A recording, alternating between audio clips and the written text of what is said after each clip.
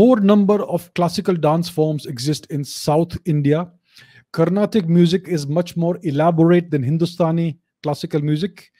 Is it possible that many dance or music forms of North India were lost during Turk rule, while South Indian ones got saved at the time? This is a fascinating question. It's a very interesting question. So, first, one small correction. Carnatic music is not more elaborate than Hindustani classical music. I would know, being a musician, right? Okay, I am also a musician, an amateur one, but I do understand Indian classical music and the ragas and all that, right? So yeah, I'll not go into further into that. But basically, Carnatic music and Hindustani classical music have basically they share the same ragas, which are classified under different names in the north and the south, but both are equally elaborate. So that's point number one. Point number two, yes, more classical dance forms exist in southern India compared to northern India. In northern India, you only have one dance form, which is Kathak, which is not one of my favorite dance forms by any means. But in southern India and in eastern India, you have many more dance forms that have survived.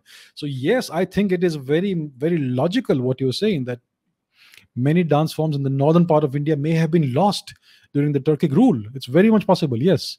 While southern Indian ones did get saved. Odissi is one of the most beautiful and most interesting dance forms in India. So that was saved. Northeastern India was saved. That's why Manipuri survived, and Satriya in Assam survived, etc. These are two different dance forms. Manipuri is one of the classical dance forms of Indian classical dance, one of the major dance forms. And Kuchipudi survived, Mohiniyattam survived, Bharatnatyam, and like I said, the other one, Odissi. So yes, it looks like southern India did prosper culturally, continue to prosper culturally, because there was a lesser Turkic influence in southern India. Right. And it's interesting to note that many of the dance forms in Southeast Asia, like the Apsara dances and other dances in Cambodia and Thailand and Burma, etc., are greatly influenced by southern Indian classical dance forms.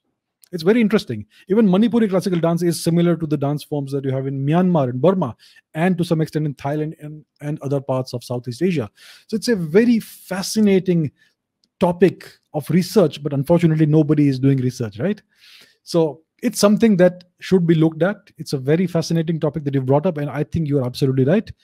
It is most likely the case that many more dance forms existed in northern India, which may have been wiped out because of Turkic rule, the same way that all the ancient martial arts in northern India were wiped out during Turkic and European rule.